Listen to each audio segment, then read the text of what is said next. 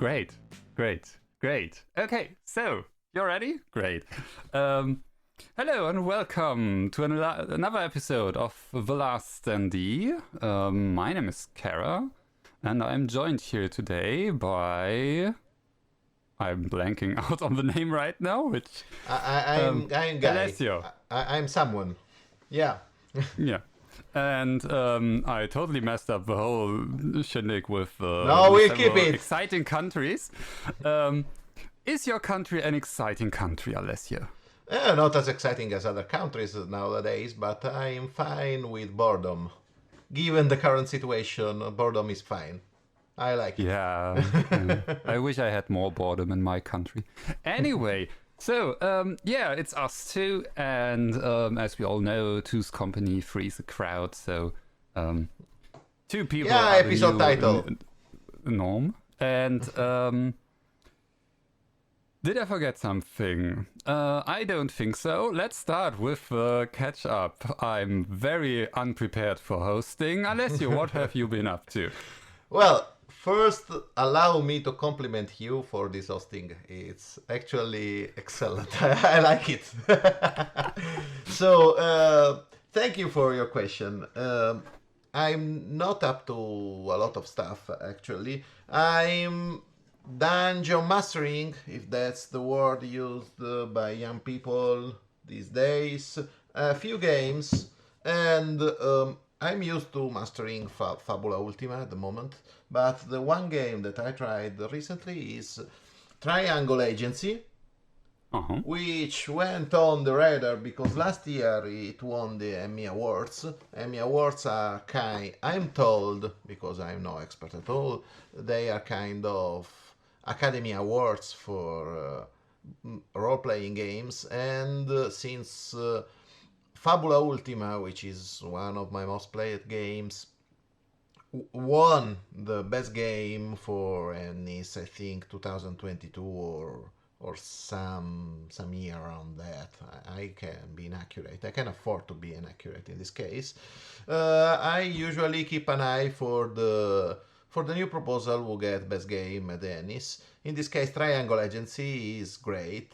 It's office life of people with cosmic powers. It's a beautiful game. I cannot.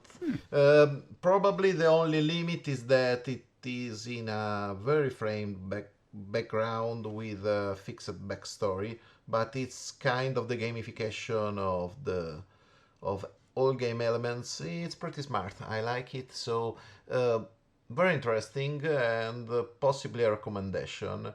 If we ever get back Alexis from wherever he's working, I want to discuss this game with him because probably it's something he would find interesting. Although he's more on the absolute horror of games. But anyway, this is for what I am doing in the board game scene, since this is the year of the new things after announcing last episode that there will be Beer Giant Studios with Coldwell and Calferin separating from Leather Games.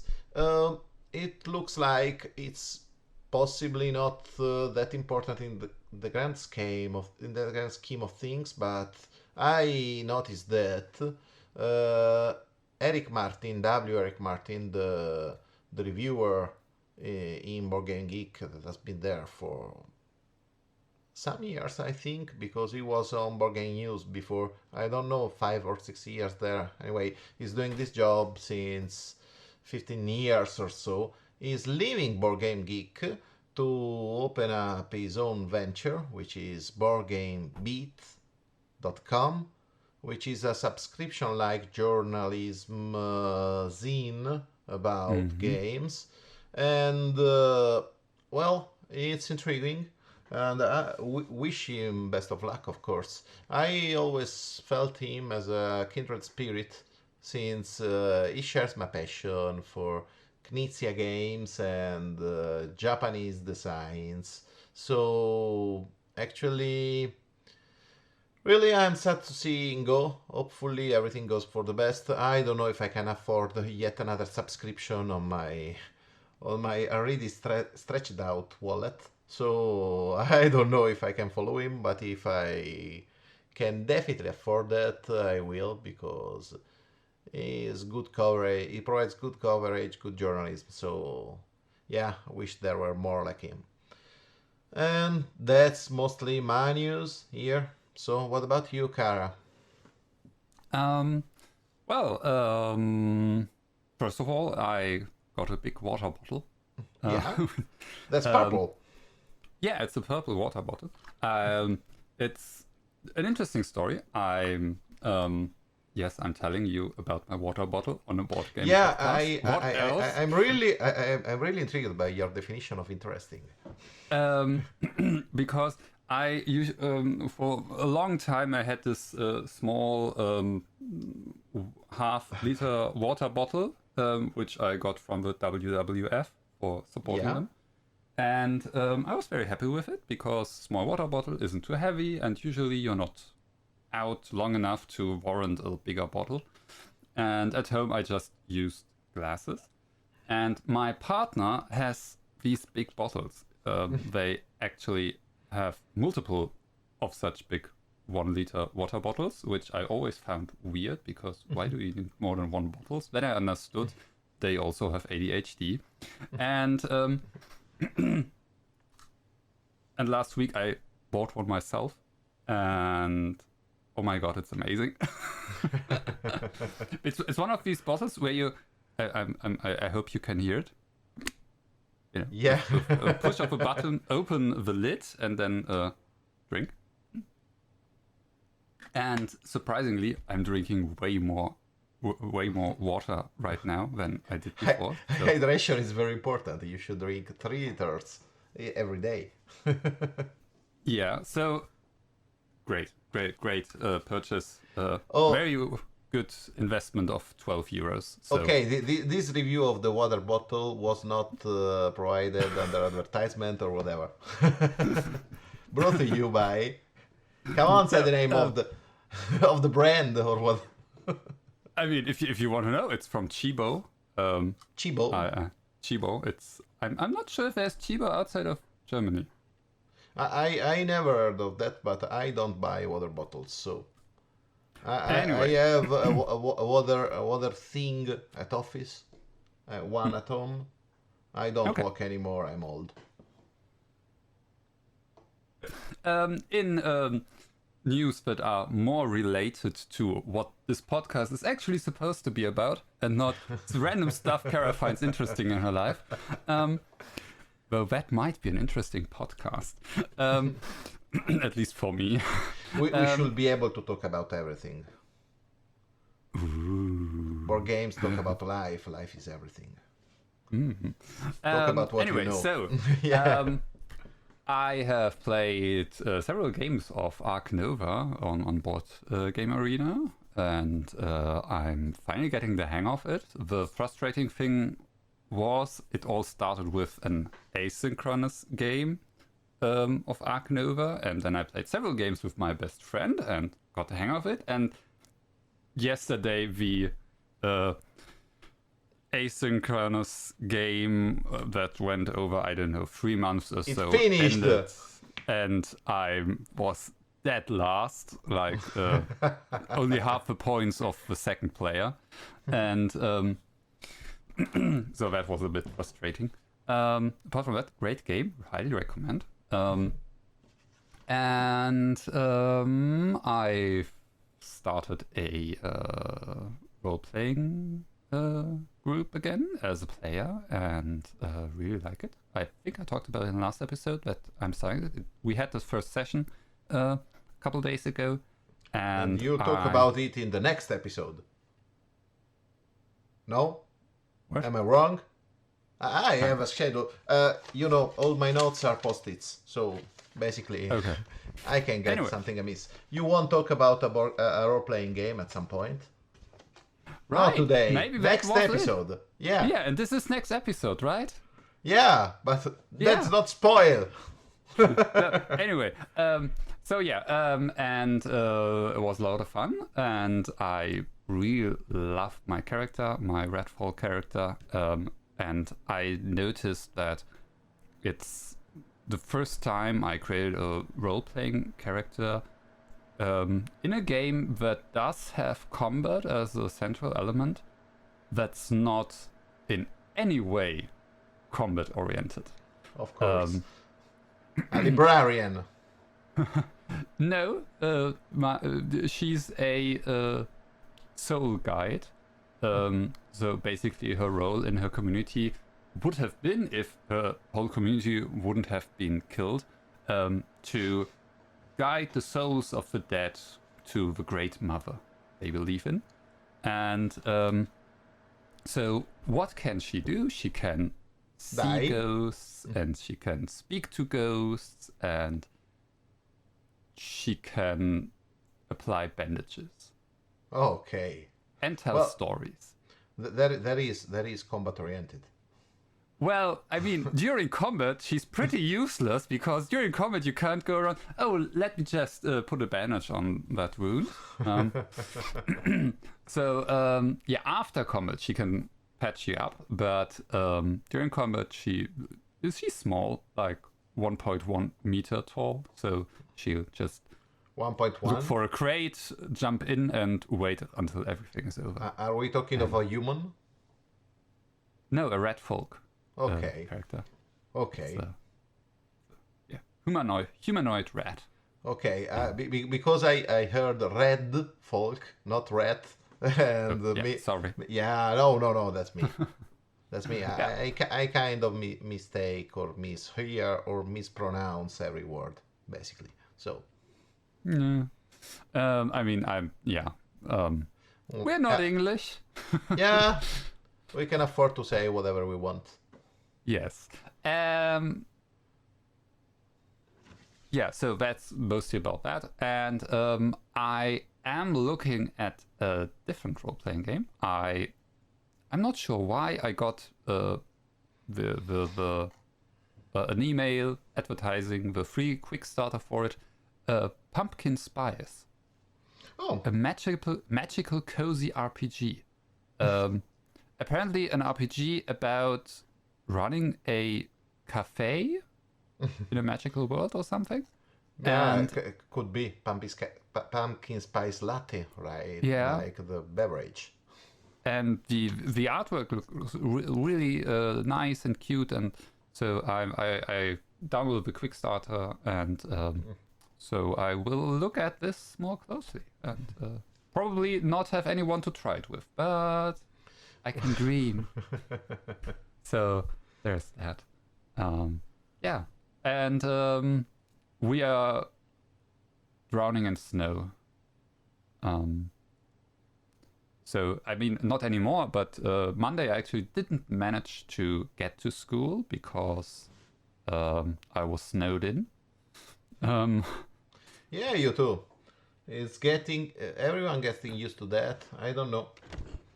There is I don't know if you can see, but it's basically spring around here. So no, it's good weather, reasonably good weather. It's raining, but it's warm.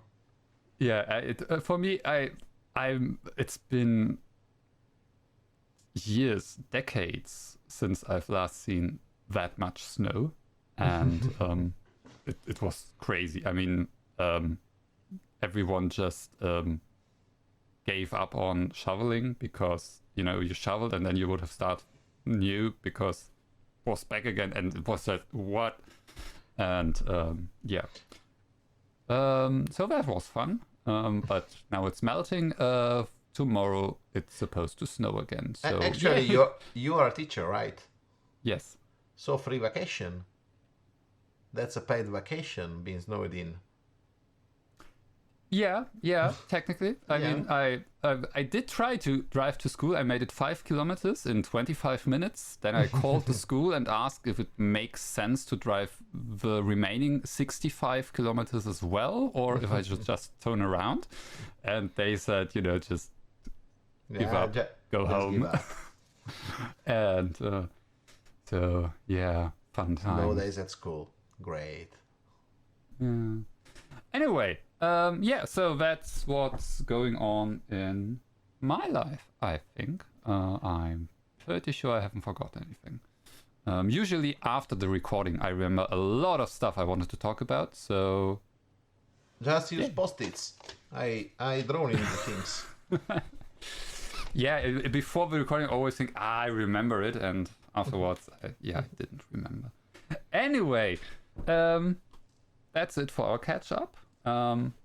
Let's talk about more chat topics today, because we are only 2 people, and we figured, talking about 2 games is like, that's not as great as talking about 3 games, but we are only 2 people, so how are we supposed to talk about 3 games? Therefore, we decided to talk about more than 3 games, because that totally makes sense. And, I mean, we make lists! Yes, we made lists. And we agreed on basically 2 topics. And, yeah, because 6 games are too much, so... yeah. And so we decided, hey, it's basically 2 topics. I mean, each topic has several games in it, so more games for you, dear listeners, and same amount of topics for us. But with a lot less accuracy. Exactly. So yeah, everybody wins. So let's go into our first topic, shiny games. So our basically prettiest games. Yeah, describe it. Pretty. So shiny. Let's picture a big scenario for our listeners. So what makes shiny games? I mean, let's say let's give us some rules. Let's go. It's a top 3, for instance. Okay, let's go 3rd place. We say both 3rd place. We discuss it a bit. Then okay, 2nd place. Then 1st place. Full disclosure. I haven't ordered my list. You will order them. I start, but it take time to order. So, I mean, I can try. Wait, let me fail. You said you were getting a draw for the 1st place. Yes, I have an order. So we start with 3rd place. Yes. Yeah, of course. But let's say what makes shiny games. Shiny games are games with beautiful artwork, beautiful components, whatever, our discretion. So a game which is a joy to... Yeah, not just eye candy, like beautiful to see. Of course, a game that is eye candy could make this list, but also a game with gorgeous components, which is a pleasure to play, is also part of this list, okay? Yes. Because otherwise I didn't prove my list. So... I mean, we can just decide what's the criteria. Yeah, exactly. Our podcast, our rules. Yeah. Yes. So, 3rd place. 3rd place, who goes first? Did we want to go at the same time? No, not at all. We cannot do that. One, okay. You go, I go, and so on, or whatever. Okay, so I could just go first. 3rd place, Everdell. Okay, I can see you not bringing it up. I have them attend to bring them up, but Everdell is a bit heavy. What? Yeah, heavy, meaning that it's hard to lift. Oh, right, yeah. It's heavy, like in weight. I have the complete collection, yeah. So I can't. I mean, it's down there, unless you can see it now. Yeah. But full disclosure, since I got this big box complete collection and put everything in it, I haven't played the game anymore. The box is too big. Let's be realistic. Actually, I have the same, and I played it just because one friend in my gaming group liked it so much that he made me recreate the tree, because I had also the small box version of the base Everdell, so he made me rebuild the tree, attach all the stickers in the deluxe edition and whatever. And I haven't attached the stickers. Yeah, and at that point we decided, okay, we must play, otherwise that box is the death of that game, because it's so cramped and full of stuff and unwieldy and heavy that is basically unplayable, and it's sad, because there is a great game. Yeah, so let's talk positively about my third place. Hey, I don't make the rules. Yeah, it's just, I mean, the artwork is just, it's Andrew Bosley, just beautiful. I hope I did say the right name. Yes, Andrew Bosley. And just great artwork.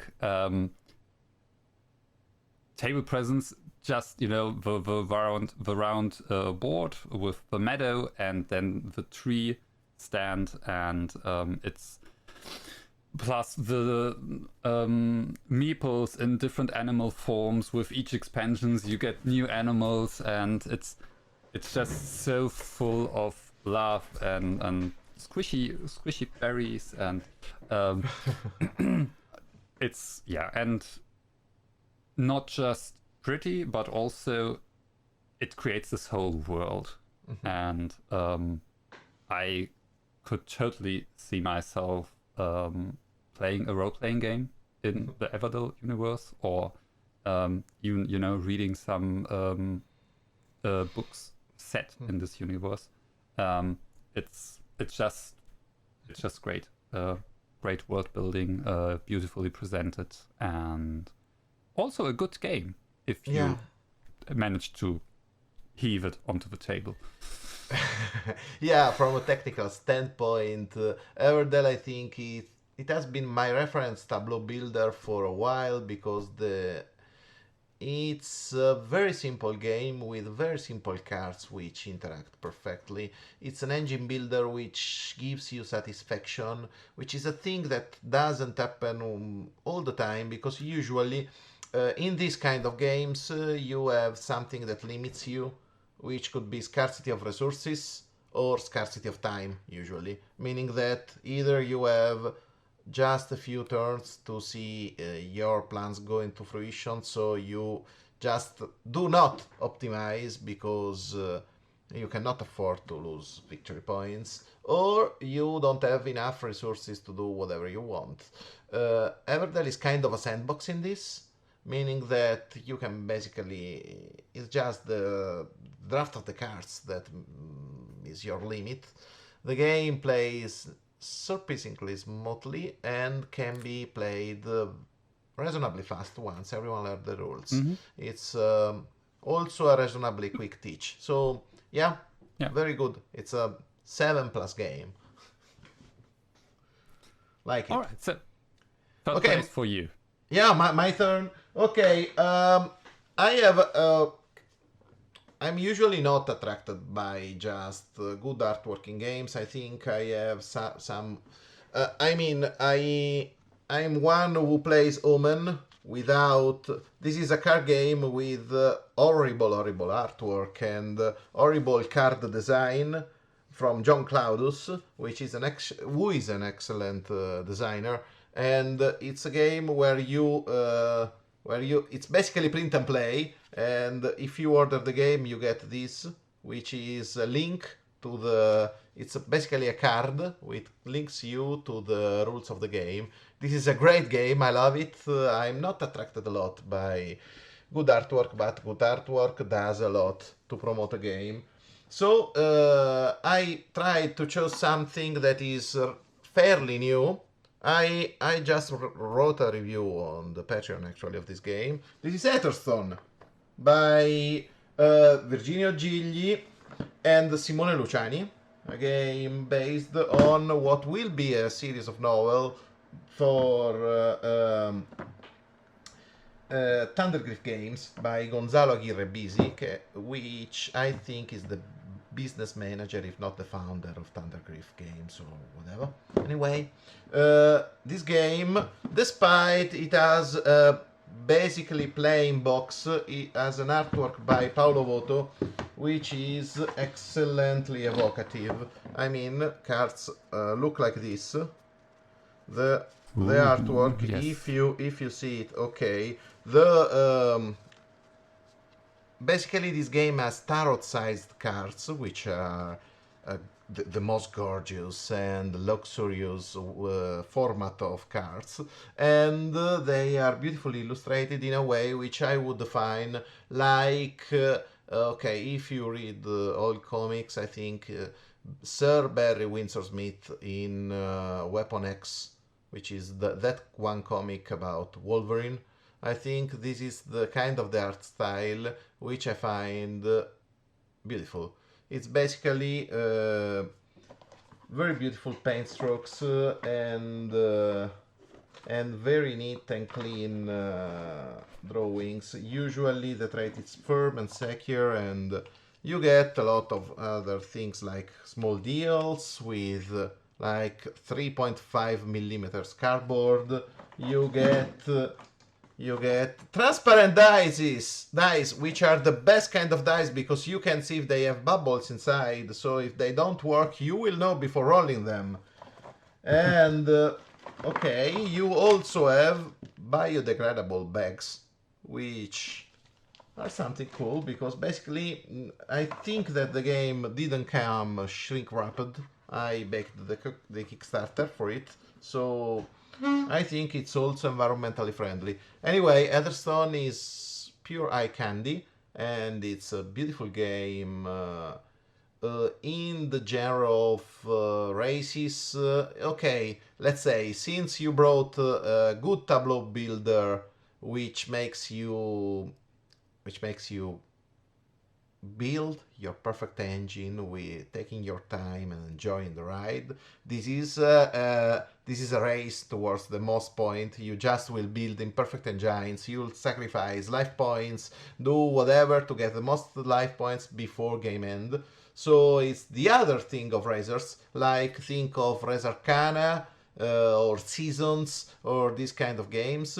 This is a good contender. Probably I rank it higher than Veil of Eternity. Still, I think that Razer Kana is my favorite, but it has a lot to say. So, my recommendation, my game, third place for eye candy is Heatherstone. Second place! Second place, Flamecraft. Okay, the one with dragons. Yes, the one with the cute dragons. I just realized I very much have a theme going. It's, first of all, again, beautiful artwork by Sandara Tang, and so evocative, and set up on the table with the cloth board, and it's just, yeah, it's beautiful. In the deluxe edition, the dragon miniatures, and Alessio just didn't hear me because I had a short disconnect, but that doesn't matter. Okay, that was you. And so the deluxe edition dragon miniatures and even the regular edition dragon meeples are beautiful, and the puns in the different shop names and the names of the dragons, it's all just so yeah, wholehearted and fun and a little bit silly, and it's just cute, and again, it creates this world I'm not necessarily seeing myself playing a role-playing game in, but oh my god, if there would be like an animation series, a movie set in this world, that would be amazing. Yes, and so yeah, and again, also good game, and yeah, it's again just a beautiful game, beautiful world that's created, and I want to live there. You know, I want to have a pet dragon. I didn't actually play a lot of Flamecraft. I think it was demoed to me just once. But I have to say one thing. when the Kickstarter for this game came out, which was, I thought it was a bit expensive for the game, so I thought, okay, this is the one with cute animals. They use dragons just to do a bigger cash grab. The artwork is cute, so it will just attract people, but probably it won't amount to Yes, it anything. did. Yeah, it indeed did attract people, but I have to admit that there is a game. The game is cool. I enjoyed my time getting demoed Flamecraft. So yeah, it's a good pick. Yeah. My best friend, I actually got my best friend the Flamecraft Duels. And I haven't played it yet, but my best friend played with her partner, and she said it's also a great game, and also beautifully made, by the way. Like it comes in an actually like box with a locking mechanism, and then you open it and flip it open, and then you have the board there, and you lift the board, and underneath you have the components. Like it's actually portable game, and so that's pretty cool. Anyway, so I sneaked in a second place actually, when you suggested that we thought about beautiful games, I just pictured in my mind she's talking about Flamecraft. So, okay. So, your second place. Okay, to the surprise of nobody. So if there's no unstable unicorns on first place, and don't tell me if I'm spoiling, I'm happy. Okay, anyway, for my second place, I have something shocking, I think, because it's something that I need to explain. Meaning that my second place game, and to have the full experience of what I'm about to do, please open your Board Game Geek game page on the picture section of the game I'm about to talk, because it's Sekigahara, the unification of Japan by GMT Games. And if you look at the cover and at the sparse shots of the game, it's horribly, horribly ugly. So why? Oh my god! Why would you put it on a list of best games? Because how it plays. I mean, at first glance, yes, but in the game, I can see it. Yeah. In the game, you are provided with bugs like this. Every player, it's two players playing one in front of each other, basically, and you have these pieces of wood, big chunky blocks of wood representing your army. And these are pieces of the army. When you build this army, you are putting them and stacking them, having big masses. Like, I don't know, just think of like watching an episode of the Game of Thrones, when they are strategizing about the big map with that big chunky pieces of wood on the board. You have these, and the good thing is that since you are facing your opponent, basically you are watching the symbols of your army, while the opponent is watching nothing, is watching just the blocks. So you are playing and the kind of game you are playing is kind of very tactical game with strategy and whatever, with those chunky blocks of wood, which are so basically you can see how many troops your enemy has, but not what they are, if they have brought guns, if they are cavalry or whatever. And also there is a second dimension to the game, but this is just for fun, with the cards, which basically you can activate and use the cards only if you have their mon on the card you play. So if you don't have the card for the troops that you are bringing they belong to different families and clans in feudal Japan, and if you don't have the cards in hand to activate them, you won't be able to use them. So it's to mimic the shifting loyalties in the actual historical battle of Sekigahara, and the game is beautiful and extremely not just tactical, but strategic. The opponent can also call your bluff, making you force a loyalty check and make your troops leave if you fail. So the game is just beautiful, and playing with these chunky blocks of black and golden wood, because the other faction has golden wood. It's just so satisfying. I love playing this game so much that this would also have been a contender for the second category, because it's a game that doesn't see the game very often. Also because the game lasts 2 hours and a half or 3 hours, and who has time anymore for that? But whenever I manage to play it, it's always beautiful. Just think a cup of tea, a long afternoon, and you play a good strategy game. Beautiful.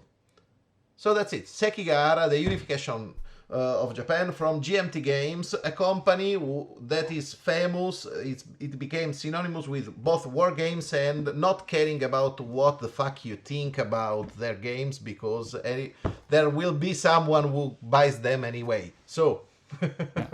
I have to say, I really would love to play a good war game.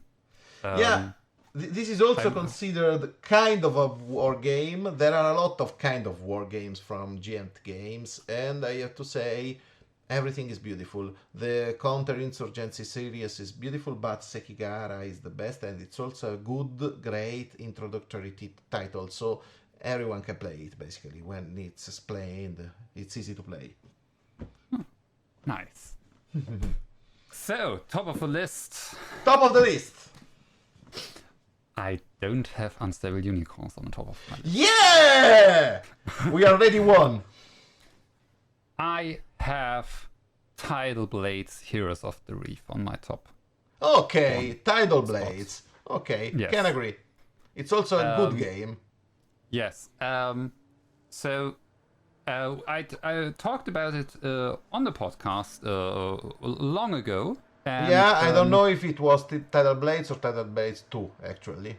But it probably was both. 2 wasn't out yet. Yeah, and, okay. So, Heroes of the Reef is part 1 of the series. Part 2 is, I don't know. I haven't played it yet.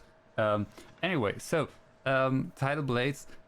First of all, the board is multiple parts that don't interlock, but have a basically intended positioning in relation to each other, though you could move them around however you like technically. So it's not one board in the middle, it's several small boards, which sounds busy but actually works really well. Again, beautiful artwork, and creates again a beautiful world where I could see myself playing a role-playing game in. And as a matter of fact, there is a role-playing game set in the Tidal Blades universe. So, and I got it. I didn't have people to play it with, but I got it. And what I particularly like about the style, and that's why it's on the top of my list, it's bright. So many fantasy settings, yes, they might be shiny or more or less bright or whatever, but it radiates. It's set in a tropical island paradise. And there are still monsters and intrigue and whatnot, but it's just set in this blue water, lagoons, beautiful sand beaches setting, and I love it. And it's just looking at the artwork, and I'm amazed by it. The components are also great. It's a dice building game, and beautiful dice, big chunky dice, and it's just beautiful, good game. Great world that's built, that's supplemented with a role-playing game, and They build on it with the second part, the dungeon crawler game, and sometime in the future there's planned to be a third game in the series, and it's I love it. It's great table presence, and my top one. Yeah, actually, I cannot beat your pick because that's a game that makes you happy. So that's really actually I'm of course bringing a game that makes me happy, but I'm still scrutinizing it. So I'm still learning it. But we talked a bit with Fan about it last episode, and it's the Old King's Crown, which is a game with gorgeous artwork. It's a beautiful artwork, and it's so curated, and in everything. I mean, it's not just the artwork of the cards of the game, but the manual is equally studied. You have a separated solo manual, which is 40 pages. Oh my god! You get this big board with the same level of detail. I won't open it because I'm not doing that on camera because I will crash my computer and everything else. You have double layered boards. You have everything in the game. Wooden pieces with screen printing and everything. The game is beautiful, it's complex, it has negotiation. To describe it, I would say it's kind of an asymmetrical Schotten-Totten with negotiation a la Pax Pamir, and actually it's its own genre of game because it's not exactly an area majority. It's like it plays a bit like a Lane Butler, but it has negotiation, it has asymmetric powers. It's a lot. This game is a lot. It eases you into playing it. It makes you part of a bigger world, and the I'd say that the entire pace of the narrative is melancholic, and it makes you part of this big kingdom where you try this big kingdom falling in ruins when you are trying to pick for your faction the crown of the old king, from which the name. And I last episode I said that the problem with this game is that I want to. It's a bit complex because before you understand it you need a couple of plays, because actually the rules are easily understandable, but it's like in Root when you think that you will be able to do something, you are always expecting to do something great, your great gameplay, and for some reasons it never comes. Now, after I played a bit more, not yet ready because I'm still figuring it out, I can say that you start to learn the subtlety of the game. You start to expect things when stuff happens, and the gameplay improves. It just needs some people to play at the same table for a while, so you need not exactly dedicated because it's still a good game evening, a good game night with this and a couple of filler games, and you are happy. So it's not an effort to play it. It's more demanding to play Obsession, although it's a pleasure to play. But All King's Crown is an experience, and like that, it's actually a very significant game. I like it. I want to say that it is fun and it makes me happy. The truth is, I'm still discovering it. I like what I saw so far, but the thing is, this game is beautiful to play and it's a pleasure to play because the game is well done. So there are a lot of games that could make the top of this list, but the best production that I saw, and it happened last year, so I found just fair to include it in this list at the start of 2026. It's a great first product from Eerie Idle Games. Like it, will get into the expansion because what I saw, I like, and I hope to see more of it. And that's it! Okay, next category. We talked about beautiful games. Yes, now we want to talk about games we wish we could play more. Okay, this is complex. Now, before we start with this category in which we talk about the top 3 games we wish you could play more, Every game, I want basically. to clarify which of my 9 games I picked are actually fit this category. Because I started making my list, and then I wondered, well, what about games I haven't played yet, but wish I could try out? Does that count as wish I could play more? So I made 2 lists. Then I realized, well, you know, I have a campaign game here on my list, and of course you want to be able to play a campaign game more, because that's the whole idea behind the campaign game, to play it a lot. And so I made a third list exclusively with campaign games. We will stay here forever. This episode will be 4 hours long. I mean, I can just do it quickly. Yeah? We start with third place again. Yes, I'll go first. So my first third place is so third place of games I wish I could play more, of games I've already played, On Mars. Wish I could play it more. Problem is, find people who are willing to sit down a day to learn a game, which then is a slog to play. Yeah. Games I haven't played yet. Third pick, Empires of the Void 2. I'm a big Ryan Lockhart fan, and I like space games. There are too few space games I have played in my collection. I want to play that. I need someone to play it with.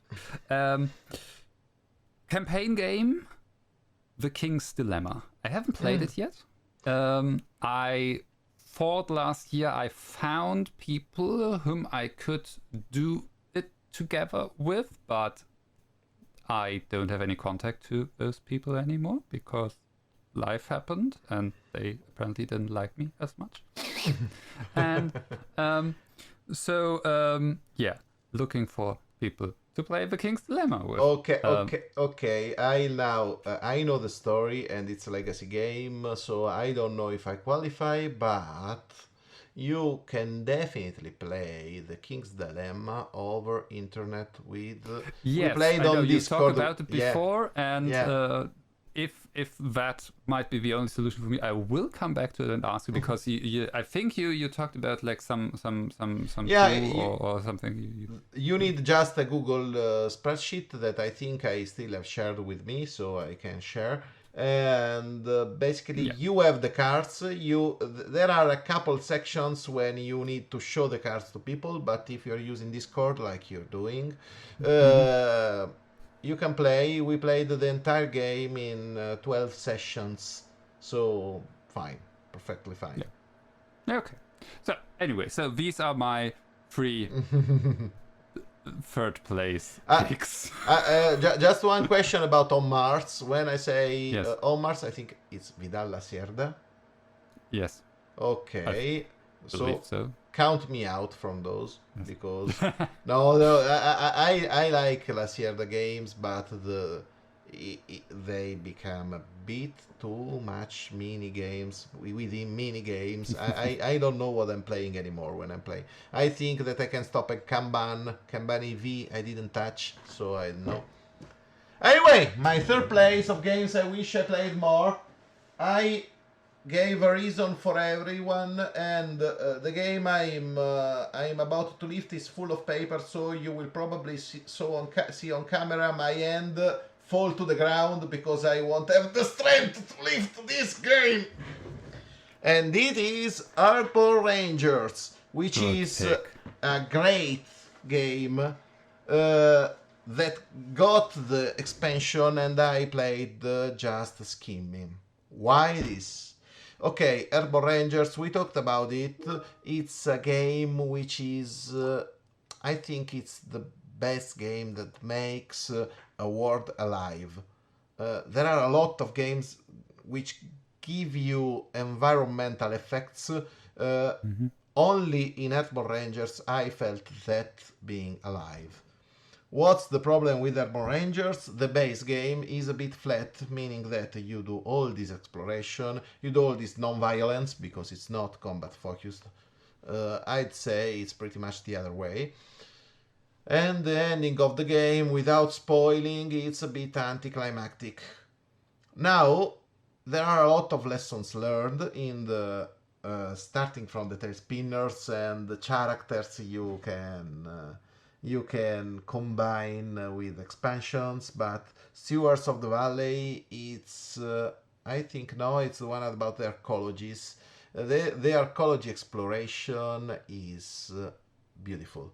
It gives you tension, it gives you a goal, a purpose, and it makes you compelled to get to the end. So it's a great game and feels better to play. The problem is the group I played with was the group that played Earthborn Rangers, and they weren't as fond as me with the base game. Basically, they said, okay, it's so anticlimactic that I get bored, so I won't play. And this is sad because if my complaint is if the entire game was like the expansion, everyone would have loved it from start and forever. Now, the game is beautiful, the game has a lot of great things going on, including the best live world you can have from a cardboard game. The thing is, I wish I played it more, because really it needs more time. It's an acquired taste, let's say. So I'm still waiting for the German expansion. yeah, and you will still wait. I got it full English because I knew that it would incur in problems with the translation, since the Italian translation of the base game was like 2 years late. So really nothing to attempt. Just get the English version, play it, and whatever. Everyone speaks and reads English, so Yeah. Okay. Your places. your first, second, and third second place is for you. So, second place of games I wish I could play more, of games I've already played. Oath. Oath. Oath. It's Chronicles of Empire in Exile. yes. It's I mean, we just talked about, Coldwell, and it's I don't think it's a particularly beautiful game, to be honest. I mean, generally I like Kai Farron's art, but I don't know, something about the color gradient or something. It's the Red into green. Yeah, it's I really dig the idea of the game, and I'm pretty sure it only starts to shine when you play it multiple times, ideally with the same or at least similar groups. So you really see the effects of the development of the whole world and change of cards and different starting positions. It depend on how the game ended, and so yeah.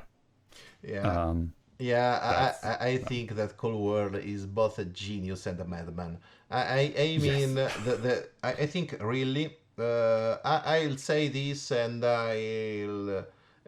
basically, if anybody cares to reach me on BGG after I'm saying this, probably I'll get a lot of insults. But what I think is that Cold War has a great eye for what is catchy in a game and what is mechanically interesting. I mean, if you think in isolation of what works in Oath, the game is beautiful because you have basically the idea that the kingdom will evolve, so you won't really have a fixed map, but you will have the center of the empire, and then going farther and farther you will have different location, so that your capital city, the capital city of the winner, will become the center of the new empire, and everything will move around it.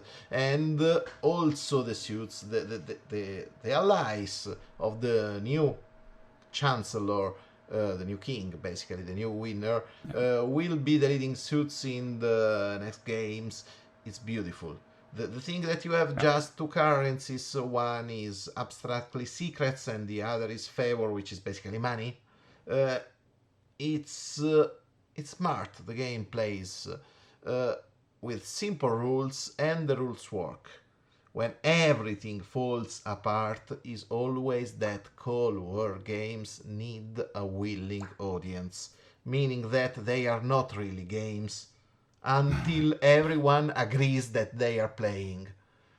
Because if there is anyone that holds a grudge at the table, your evening is doomed. If there's anyone who says, "Oh, you attacked me last time, I won't trade with you," your game is doomed. Yes. If the game is, "I'm competing for first place, I won't settle on second place," the game is doomed.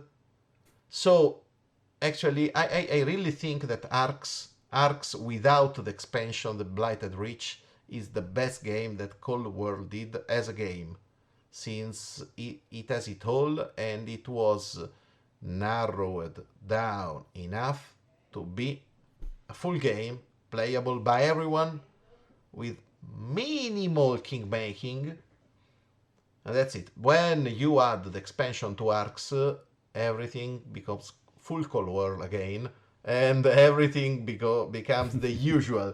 I think that the two games I like more from Cold War are Pax Pamir 2nd Edition and Arcs base game. For this reason, I get every single game from Cold War because I like what he creates, but it's more academical interest, because playing them, in this case, playing the very first two games of Oath is a punishment. A cruel and unusual punishment, because you have to get the reference for everything that Arts lasts forever, and somehow, for some reason, the first game will always last 6 turns or something.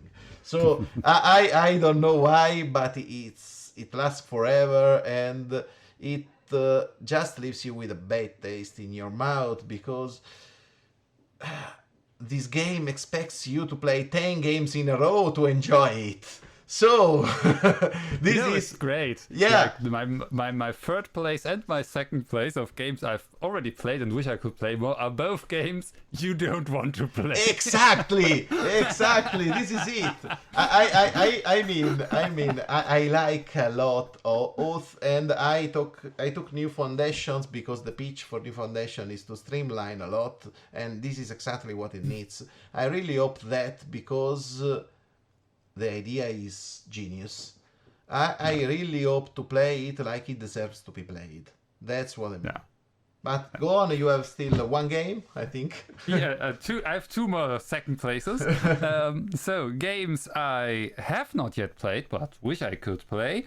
Second place, Eclipse: Second Dawn for the Galaxy. Oh, okay, no, this one is great. Yeah, space game, space game. No, also a Space good game. game. Space game. And I've had it for a long time now, but I just lack the people for it, and I really would like to try that. And regarding campaign games, another space game. Twilight Imperium, haven't played no it. campaign. Stars of Acarios. Okay, yes. Also have it here. Haven't played it yet. I could play it solo. It's just a time thing then. It's a big solo game. Yes. Stars of Acarios was very interesting. really too bad that I did. Uh, it's a recurring theme nowadays, but I couldn't spare the money because the game was very, very interesting. Yeah, too bad. I mean, I Anyway, didn't get it the first time it around, but when it was on Game Phone with some with expansion stuff, then I pulled the trigger and got it. yeah, Kickstarter in this is really a good window for this kind of games because between the first baking, then the pledge manager, then the delays, you can manage to get everything, and it's like you pay piecemeal whatever you want, and you end up getting everything. Of course, extremely late, but yes, you do. Anyway, So your second place. my second place, okay. In this case, I give up and I have one game with cute animals, which is Unstable something. Unicorns. No, definitely not. Uh-huh. This is cool because this is curious because I backed the Kickstarter and I played it a fair share when it came out because it also had a small booth and at Modena Play at the time, the fair, the local game fair in Italy. And this one game has cute animals and as smart plays it is Defenders of the Wild, which is a game which it got the Kickstarter fulfillment was the worst because basically bakers played the game paid for the game more than people purchasing retail edition. So it is exactly the worst scenario happening when when bakers and retail purchaser get the game basically at the same time. And in the case of Italian or international users, you get the game basically at the same time, but in your own language instead of international edition of English at a less price than bakers paid for. So of course this was terrible. I think that there is an expansion on the way. I think I got a Kickstarter updated talking about that, and this game is a small gem. It's a bit forgotten because it's unshined, because the game is cute, but it's not as cute as Root, for instance. The game has war crimes, but not as many war crimes as Root, for instance. The game, yeah, the game has symmetry, but no, actually, this is a co-op game against the environment. Actually, you are representing the four people, the four nations of animals who live in various habitats. These four habitats in the game are endangered by the presence of a central factory with automas and pollution spreading, and you are fighting against the spreading of those factories and the automas and pollution and everything. The cool part about this is that this game is a very small box, very very small, I think. Whoa, that's and really... and for scale, yeah, exactly. And in this small box there is a game so modular that can be replayed a lot of time without getting bored, because the board is built modularly, always the same tiles but with a different disposition. You get the enemy deck. You can build it randomly, meaning that one time you will get threatened more by pollution spreading, sometimes you will get threatened more by factories being built, sometimes you will just be threatened more by the killer robots and stuff like that. And the game is a complex co-op game, meaning that it's not completely hard. You can tweak the difficulty by picking the level of the cards that you put in the enemy deck. The game is always tight enough that you need really to play full co-op to play it and win. it's a good game. It's a game when you need to strategize. You have always a fully readable state of the game. It's beautiful. I think it has been outshined 2 years ago when it came out because it's not played enough. I too find a lot of trouble in getting people, mostly because the TTS module for that is not fully automated, so I play it just live. And when you have to play this or root, or actually, if someone is for the long game, they want to play root, and I don't agree. If they have no time, they want to play some Knizia game, or maybe if they are in for something cooperative, maybe we play Eternal Dex this year. There is always something else to play, and it's too bad because this game is a little gem. I like it. It was brought up by a local podcast in Italy recently, so I thought again of it, and this is why it's here, because it made me think of it, and it deserves actually a bit of the spotlight. Defenders of the I Wild. would definitely play it with you. Yeah, of course. I moved, but again, the TTS mod is not that great. So maybe we should build one. Yeah. Okay, your first place. So I'll switch up the order. So your first place. Yes, my first place for games I wish I could play more. Time with the campaign games. Artisans of Splendid Vale. Okay. I've talked about it on the podcast.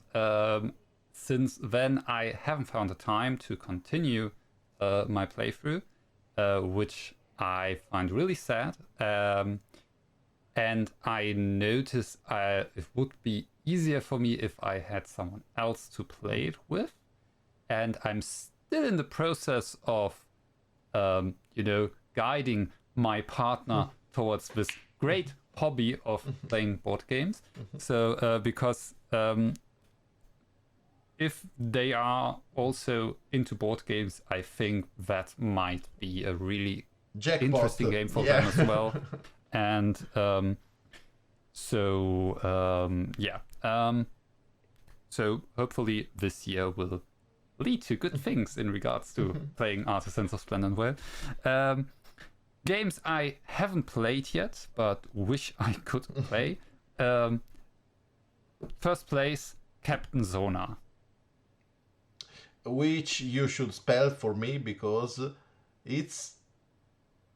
What? Sonar. Captain Sonar. Captain Sonar, okay, the one with the submarine when you play all at the same time. Yeah. Yes, exactly. I got it, I think, like 7 years ago for my birthday, and I haven't found 7 people to play willing to play with me yet. So I one time I want to play this game. Okay, we need to organize that. Captain Sonar is always a mess, a crazy mess when it's played. Beautiful. Yes, I'm not expecting anything else. I just want this huge, amazing mess and just chaos and fun and good times. And finally, my top 1 pick of games I wish I could play more. A game I have played multiple times before. It's one of my all-time favorite games, and your all-time favorite game you can play all the time. You, of course, know what I'm talking about, right? Yeah, of course, but please say it to me because... Mysterium. Okay, yes. It's Mysterium is just one of my favorite games of all time. And a smart game, yes. I mean, recently I understood and learned that part of it is my autistic tendencies. I love being the ghost and playing with the other players without having to talk and interact. Just having the cards with which I can interact with them and give them hints. And it's also, it seems like a one versus many game, but in fact you're still all playing together. It's completely cooperative with different roles, and it's such a nice deduction game. No, It's a very hidden smart game. information, Yes. trying to lie and whatnot. Everything is on the table. Ghost gives hints. The players can communicate as much as they want. They can try to understand the hints and, oh, what could this mean? And it's, I love it. It's also a beautiful artwork. And if you come to my house with, well, I guess at least 3 people and say, hey, want to play Mysterium with us? Okay. Sure, I'll get the box. You sit down. Let's get started. Yeah, we will first find another 2 people and play Captain Sonar, and then after that we'll play Mysterium. Yeah, actually Mysterium is a great game. I think it is a twist so smart in the kind of mystery social deduction games which deserves to be played all the time when possible. Of course, no, I think it's for everyone too. So, yeah, really. Should be played more, I agree. Okay, my first place. Now this is cumbersome. So, because the game I want to talk about is Terrascape, which is a game. Now, I don't like a lot slasher fiction, but somehow it is everywhere in board games, and it is also surprisingly good quality. Like the Butcher in Kingdom Death, like many or Letters from Whitechapel. It was a great game of the movement from the past. Now, what is Terrascape? Terrascape is a beautiful game that I should just assemble in front of you, because from this huge box, you basically take a villa, a model of a villa, really big, which stands at the center of the table. In one side of the villa there is the killer, and on the other side of the villa there are the victims. The victims need to survive the killer, and usually it recreates the trope of horror movies when you are locked in with a serial killer, and you need to escape by either repair the radio and call the police, or it has actually different victory conditions. There are cases in which you can fight back and defeat the killer too, or just wait for long enough time, or whatever. The game is beautiful because despite being big, despite having a lot of scenarios and everything else, it plays hidden movement in 1 hour. And it is really 1 hour, and it is fun. The tension builds up a lot. I think before Terrascape, actually, I have to say, this is an hidden movement game, which is a very weird genre with a lot of conventions and rules. It's hard to make a hidden movement game which lasts less than 3 hours.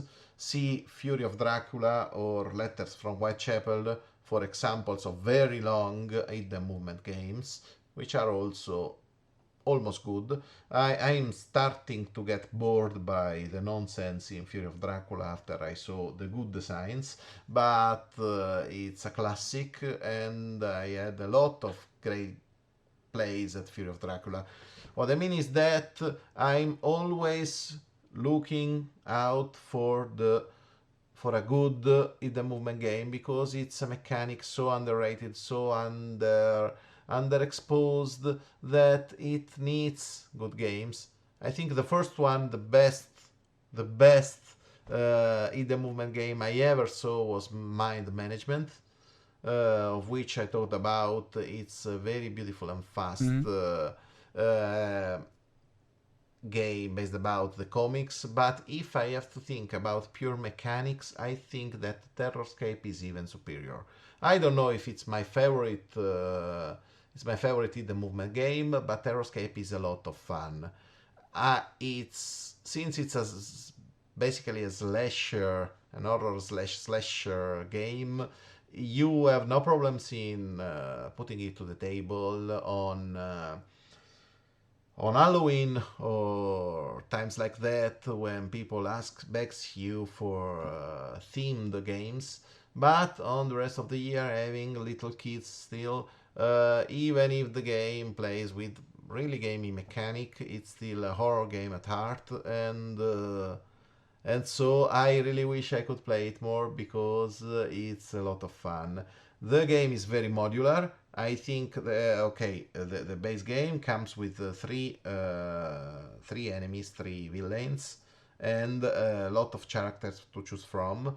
But you can purchase modules which are just one villain with their own mechanics. There are a lot of spin-offs in a lot of different movie genres. For instance, the coolest mechanic of the first set of Terrorscape games was the statues, which are the living statues which are in an expansion, which are basically normally statues sparse around the villa, and just one is alive at one time.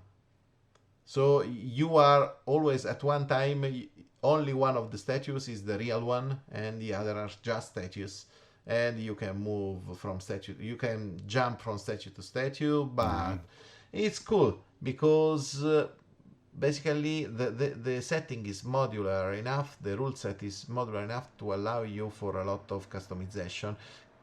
Kind of, not unlike what happens with Kingdom Death Monsters.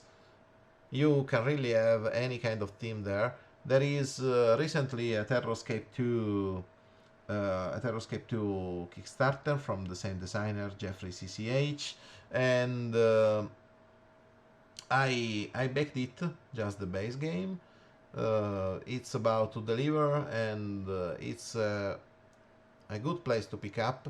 It is a kind of themed around the thing, Infection at Outpost 31, because it's in a polar base, it's set in a polar base, but it brings a lot of customization and so on. I'm afraid that Terrorscape 2 will bring a lot of too much in a lot of aspects, because the cool part about this game is that I can teach you in 20 minutes and we can play in under 1 hour. So it's capital that it stays this way to be interesting. The base game does. The base game comes with 3 villains. They are a bit unbalanced, meaning that with one, the survivors will probably win. With the other, the survivors will probably lose. And with the third scenario is a bit of lesser quality than the others, meaning that there is a lot to play and fun to have, but you really want to have at some point the expansions. Good news is that they are plenty available and the game is beautiful, and really I wish I played it more. And that's it, my first place. Good pick, I think. Sounds really interesting. Yeah. It is. And also great table presence, definitely. It's a big table presence. It's a cumbersome table presence. So I guess that's it. Yes. 12 games. Yeah, I mean, they said it couldn't be done, but... And we probably did not. Anyway. Yeah, that's all the time we have for today. I hear Alessio has got to work a little bit. Yeah! And that's goodbye. Yes. So I mean, yeah, this is the part where we always tell you the link where you can listen to this episode, which I find really weird, because when you listen to this episode, you already know where you can listen to this episode. So thank you for finding us, and thank you for listening. And that's goodbye from Alessio. Goodbye! And goodbye from me. And always remember, the second E in Standee stands for... Earthborn. Airborne Rangers, I mean. Yes, definitely. What else? I just wanted to see if Alessio knows it. So,